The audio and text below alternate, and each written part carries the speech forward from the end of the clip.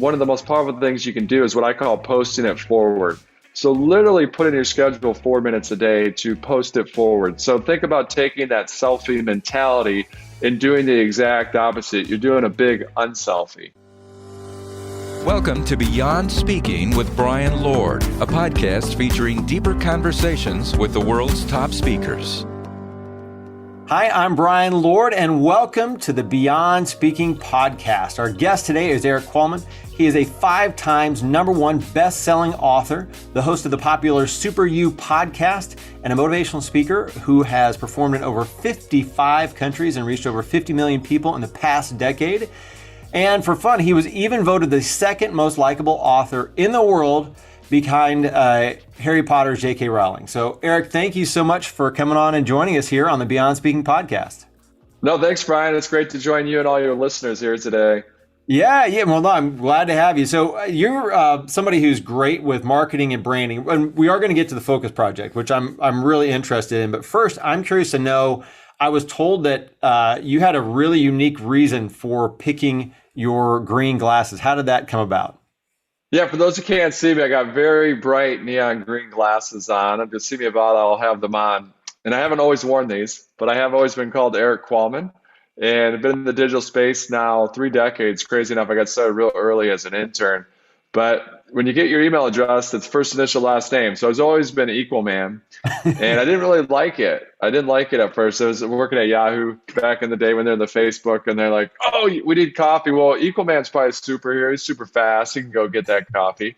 And so I resisted it for about 15 years. And the reason I'm telling this story is because I do think we're all living the same movie. We're just different actors and actresses within that movie. So as I tell this story, I think most of the listeners are going to be able to relate to it because we resist our story. That's what I did for 15 years. I resisted stepping into my story.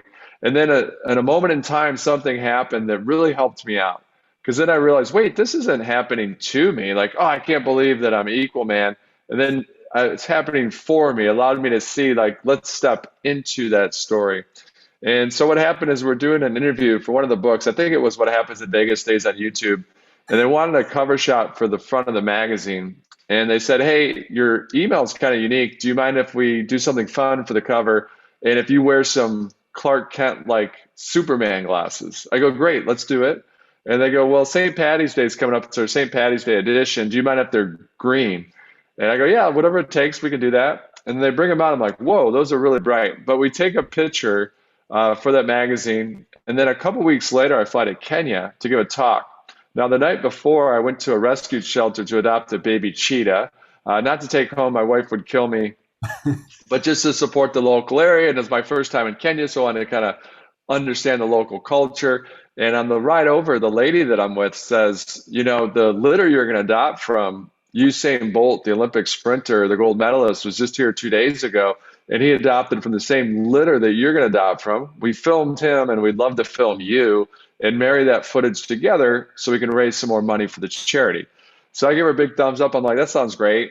And she goes, but obviously when we're filming you, we want to make sure you're wearing your bright green glasses. And I kind of look at her and I go, oh, I don't wear those around all the time. I look like a fool walking around wearing bright green glasses all the time. I just did that and then just the look on her face of disappointment. But as that aha moment, I'm like, wait, I'm Equal Man. You know, why am I resisting this? Let's just step into it. And if by wearing these crazy green glasses helps me help one more person in life, then it's worth any discomfort that I walk in. But it's a long story to say that my cheetah is much faster than Usain Bolt's. But for all your listeners out there, don't do what I do. Step in your story today. Some of you have probably already taken that step, which is uncomfortable at first, but long term, it's the most comfortable place we can live. But some of you are resisting that big chapter. So my hope is you hear that story and go, okay, today's the day I'm going to take that small step to step into my biggest chapter.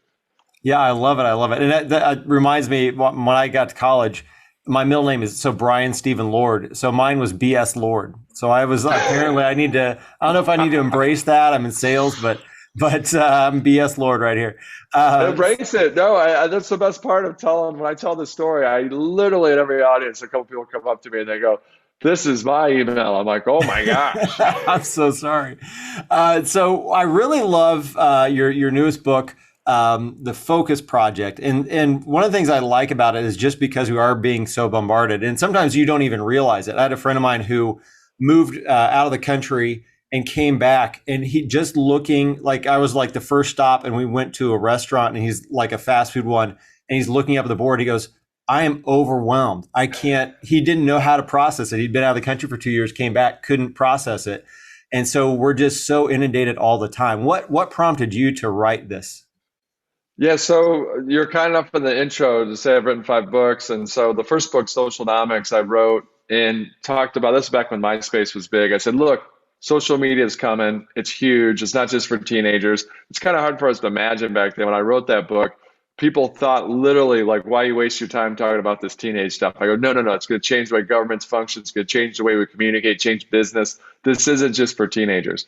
So it's basically imploring people to get into social, to get into digital. And then people did it, but they did it way too much. So all of a sudden their face is just being consumed by their screens 24/7. So in some aspects, the Focus Project's an anti-venom to that first book, because the balance, it's somewhere in the middle that we need to land. But primarily is I found myself every night like my hair was on fire. Now, keep in mind, I'm sitting there going, well, I own the company. We have an animation studio and I control, quote unquote, my time. And so I go, wait, if my hair's on fire and I'm sort of in control of my own destiny, so to speak, then let me talk to some other people. And everyone was, whether the school teacher, whether the CEO, everyone had time famine. They were just overstressed about everything. There's too much going on there. They had a to-do list of 100 things. They had to get to 2 of them. And so that's why I undertook for 2 years, just wait, is there some solves to this? Since we're all kind of this together, let me be the guinea pig. Let me look at research for hundreds of years. So take that scientific research and then marry it with the street science, me actually doing it. So that was the whole impetus. Plus, I just got excited. I started to think, man, what if I just focused on speaking for just this month? That's all I did was focus on connecting with people that are in the speaking world. And then I'm not doing this animation piece. I'm not doing these taxes. I'm not trying to write a book. I'm not doing the podcast. So it got me kind of excited. Just what does focus look like? That's interesting. And what I know you have a lot of different things that you talk about in there. When people come to you, what area of focus, when you're talking to companies or just in general, what area of focus do they feel like they need to change the most? Yeah, I mean, it's interesting because when I sit down with the top thought leaders or CEOs, I made sure I was asking this question is like, why are you more successful? You're a CEO of this 12,000 person company. Like, why are you so successful? And they go, well, I think I'm a little better at focusing the most. And I go, what's your biggest challenge? And they're like, staying focused. I'm like, aha. And so as I dug deeper into it, I was trying to figure out these people that are successful, what is in their DNA? And it wasn't in their DNA. It wasn't they were born with it. Mm-hmm. It was that they've set up systems and processes. And more times than not, the one common factor they have, they're really good at saying no. So they say no to almost everything so they can say yes to the big things. And they don't rely on willpower to do it. What they do is they put systems and processes in place, or they have people. If they're high enough up, they'll actually have a person that's actually their gatekeeper. But they're really good at saying no to almost everything so they can say yes to the big things. And that's what the common factor I saw with people that were struggling with focus is they overcommitted to most things. How do you choose what to focus on? I've come across a couple systems. For me, it's like if it's not a heck yes, then it should be a heck no, or a hell yes, a hell no. Especially you've gotten asked something today. Say it's a meeting. Hey, can you go to this meeting on Friday? You're like, I should probably go. There's good people. It's probably good for me to go. I should probably go. That should be a no. Like when you can. Like a lot of us, if it's your boss, you have to go. But it's really about figuring out if it's not a hell yes, it should be a hell no. Meaning, I got 2 Super Bowl tickets. You want to go? Hell yes. Hey, we should get together to do this. They're like, should we get together with that couple? Or should I go for that networking event? I should probably say yes. Well, guess what? That should be a no. Because in time, as that event approaches, it's not going to get any better. Yeah. You're not going to want to go anymore. It's going to be less as that event approaches. How do you refocus? Like, how do you realize when you're out of it and how do you get back into it? Yeah, it's a good question. So there's a lot of things in the book, and I tell them, look, I tested a bunch of stuff, and this is what worked for me, this is what didn't work. But for you, it might be different. So it's really you could open the book anywhere, and it'll make sense to you. It's written very modularly for that because people need to focus, they need to have time to do stuff. But for me and a lot of people, the number one thing to do is literally to write down what's the most important thing. If you can do it the night before, that's beneficial for sleep because your mind thinks that you've taken care of it. So it's not going to be bouncing around your brain while you try to sleep. It's like, okay, I've taken care of that. I'll pick it up in the morning. And then as much as you can, block off that time, fence it off. We call it cowboy, cowgirl scheduling. So you fence off certain times and leave wide open spaces, like a cowboy or cowgirl. You fence off certain things and you leave wide open spaces for that group thing, or that thinking time. So then if you think about you attack that thing in the morning and then throughout the day, you hit it right on the head, Brian. It's really about how do I stay present? So in time, you're going to get better at this. So it's about progress over perfection. So you need to check in periodically. At the beginning, you might set alerts in your phone 5 times a day just to pause and ask yourself, what am I doing right now? And what should I be doing? And in time, you're going to get better at checking in with yourself. So that's the key, being present and then checking in and adjusting course as needed. Like, how did I get down this email rat hole? I've been in email for 2 hours, or why am I checking this thing for the house when I'm supposed to be working on this project that's due tonight? Yeah, no, and I love that, just kind of figuring out systems to refocus, because it's not like people don't think they should focus. It's that they somehow forget to focus, which is kind of its own focus issue. One thing I do like that you talk about too in your book is making sure to focus on family time. You've got this great podcast as well. I know you were talking recently about doing what's most important, and one of those things is that your mom is a Harry Potter aficionado, and making time to go to Universal Studios and hang out and have this 70-something-year-old woman go on roller coasters and everything. What made you decide to do all of that? Was that as a result of any of these processes here? My dad does not like amusement parks or any of those big general public gatherings. So, and I know my mom's like a huge Harry Potter fan. So yeah, for her birthday, we'd given her the gift of, hey, we'll take you to Harry Potter World. And so it was amazing just to see my kids with Grammy and interacting, both having a ball, both being big Harry Potter fans. But yeah, exactly right. I mean, what I've put in place is because I travel a lot for what I do, right? I speak around the world.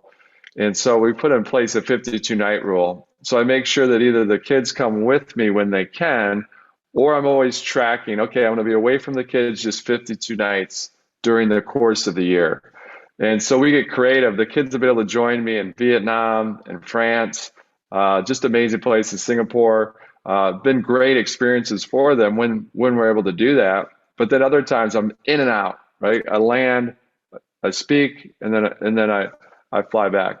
And so very cognizant, I have that 52 night rule in place as a guardrail to make sure that one of the top focuses that I have is the family.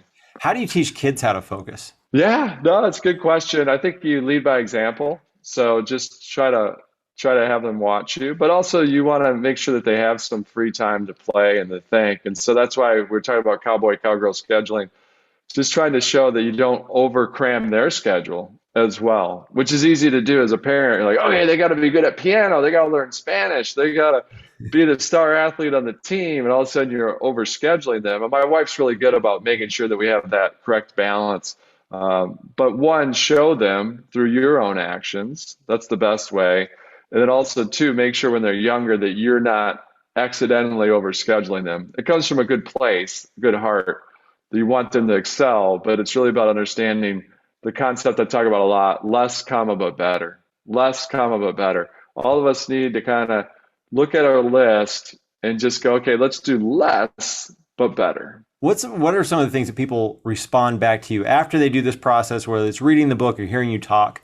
What are the most common things that you hear back from people that are a result of choosing this focus? Yeah, it's funny because it's the first book I've written where I've taken personal anecdotes throughout it. And so one of the most popular things is almost didn't make the cut in the book.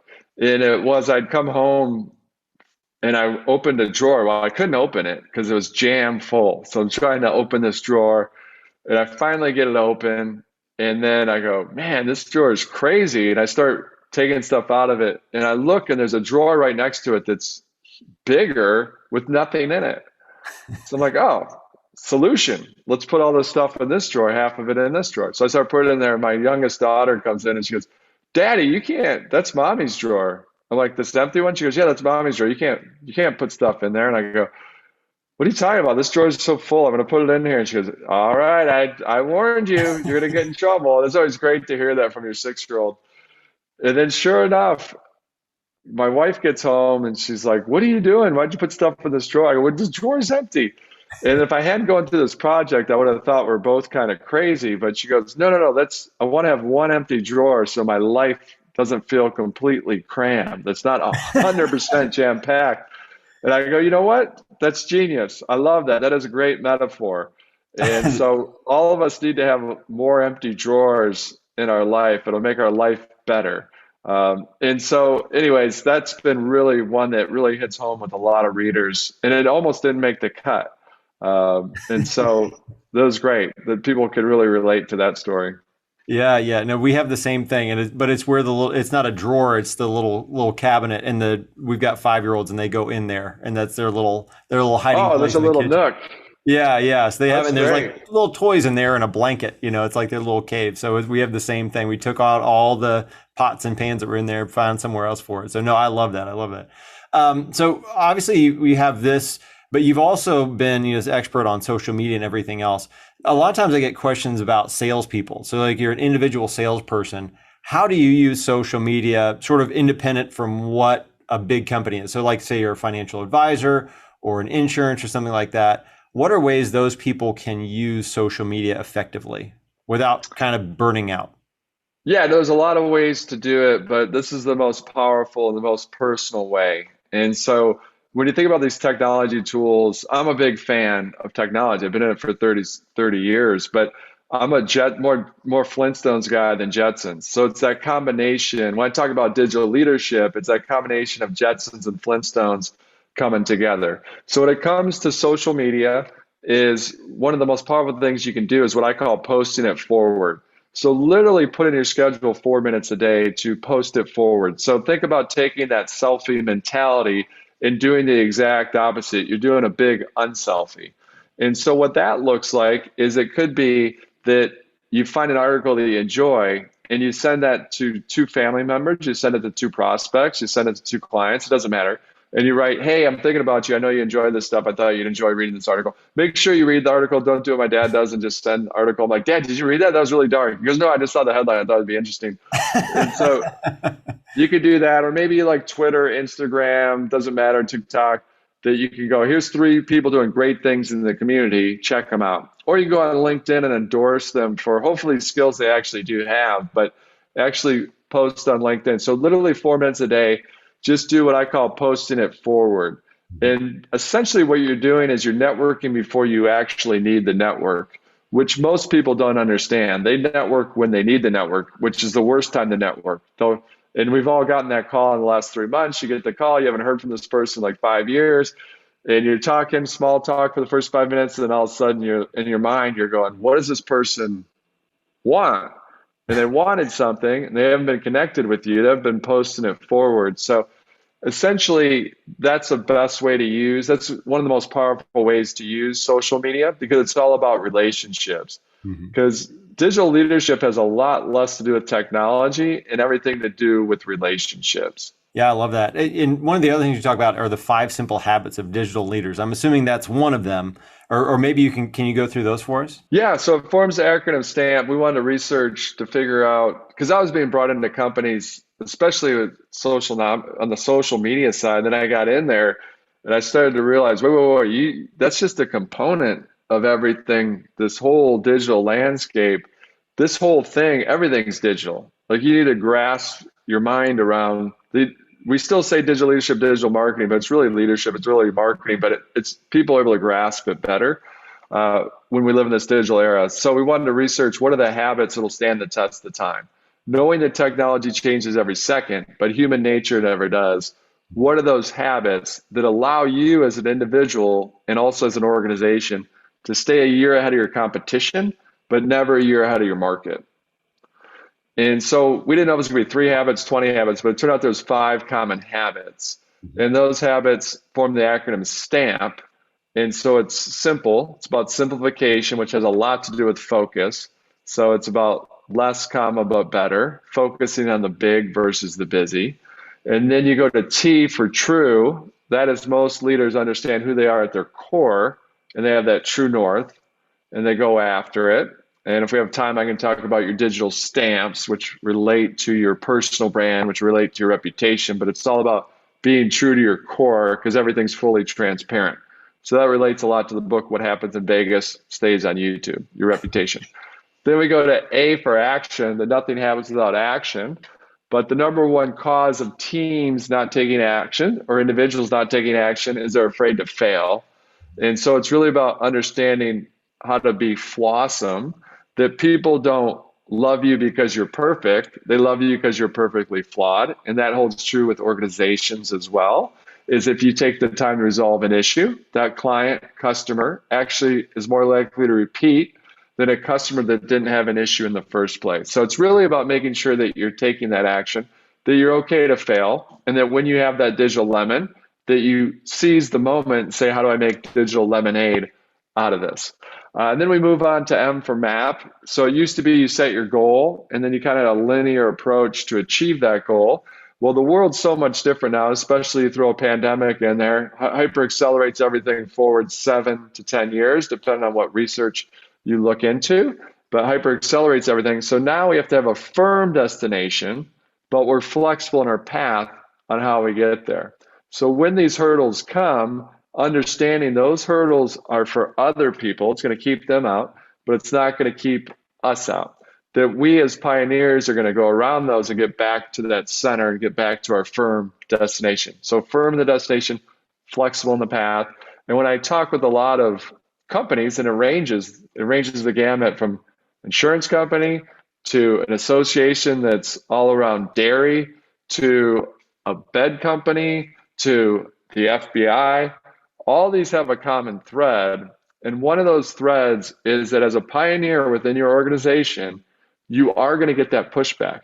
And that's super frustrating in the moment, but you've got to understand that if it was easy, it'd already be done. And we're not using old maps to get the new destinations. And so as a pioneer, that pushback is actually a signal that you're pioneering. So be persistent in the short term, but also patient in the long term. You'll eventually get there. And those no's you're getting are just no's for now, not forever, because it's hard for people to grasp something that's not happening yet. And so like if I talk on stage, hey, mobile voting's coming, then I have a lot of people that are going to approach me and push back on that it can't happen, it won't happen. And then you just kind of pause and go, well, you know what? I'm glad you're saying that, because everything you just said is exactly what people said in the late 90s on why they wouldn't give their credit card to an Amazon to buy something online. And so you got to look at these patterns. So anyways, that's M for map, firm and destination, flexible in your path. And then last but not least, what we talked about posting it forward, it's about surrounding yourself with the right people offline, and now more and more online. And so developing relationships both offline and online. And so posting it forward is just an example of when time, distance, or safety are an issue, that you're reminding that person your relationship matters. That you're networking before you actually need the network. That when you can have that lunch, when you can have that coffee, when you can have that live conference, when you can have that live event, definitely make it happen, because we've learned, especially the last 2 years, that you cannot replace face-to-face. But when time, distance, and safety are an issue, this is how you use technology to work together, Jetsons and Flintstones, to deepen those relationships. Great. Well, so my last question here is the normal sequence of, you talk about the focus project and you talk about the 5 simple habits of digital leaders. So the last question naturally is, how did you make former President Barack Obama almost pee his pants? Oh, yeah. No, so that was just I was lucky, right? In the right moment at the right time.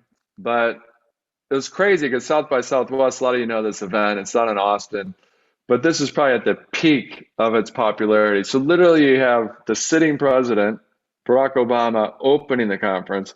You have Michelle Obama closing the conference. That's how big this conference is. And I happened to be speaking on the same day as Obama. We're in the same room. and I go, man, it looks like I'm going to meet the sitting president of the United States. Now, what I want to do is focus. Part of focus is putting yourself in the shoes of somebody else. And so you mentioned about the sales team, like how do I use digital? Well, always put yourself in the shoes of somebody else. So I'm watching the president and everyone's saying the same thing. Oh, you're doing a good job. Nice to meet you. I gotta think that's kind of boring after about 2 hours. And he's probably been doing this day after day that happens most days, that just random people are just shaking his hand saying, you're doing a good job. So I go, all right, how do I break this chain? What will be interesting to the president? And I knew that he loved basketball and that Michelle's brother was a coach at University of Oregon. I happened to play at Michigan State University basketball for Coach Tom Izzo. And Obama used to do the brackets, March Madness, with Andy Katz from ESPN. So we'd actually pick the brackets in the Oval Office on this big, giant check-like thing, right? These big checks with the big board. Well, 2 of the 3 years he picked Michigan State. Now, Michigan State, for those that don't follow basketball, historically does very well in March Madness. Mm-hmm. But the 2 years he picked us, we epically failed. And so when I went up to him, I said, hey, nice to meet you, Mr. President. I happen to play basketball at Michigan State. I was just talking to Coach Izzo. He said, please, please, please, do not pick us to go very far in the tournament this year. You're killing us. You're jinxing us. And so it was the right time. It's just for that scene, it's just something that broke the monotony for him. And then he happened to laugh hysterically, and there was a camera that took a picture of it. So it all worked out well. That's awesome. That's awesome. Well, yeah, I'd have to agree with you there. I know you guys have had, whatever, is it 2001, I think was the last time, but you got Final Fours all the time. So incredible program. Well, thanks for sharing that story. Thank you for coming on and giving us so much wisdom. I really appreciate it. No, thanks, Brian. No, it's great. It's wonderful to see the world coming forward. I say it's coming forward hyper fast. So it's been great to be out and about with these large conferences recently, just so many people, hugging people. So it's been amazing. That's awesome. Well, thank you. And thanks again. So for everyone listening, make sure to subscribe, rate, review. And on behalf of Premier Speakers, National Speakers, thank you, Equal Man. I'm BS Lord. And thanks for listening to the Beyond Speaking podcast. Thank you for joining us for the Beyond Speaking podcast. To learn more about today's guest, go to BeyondSpeak.com. Make sure to leave a review and subscribe wherever you listen.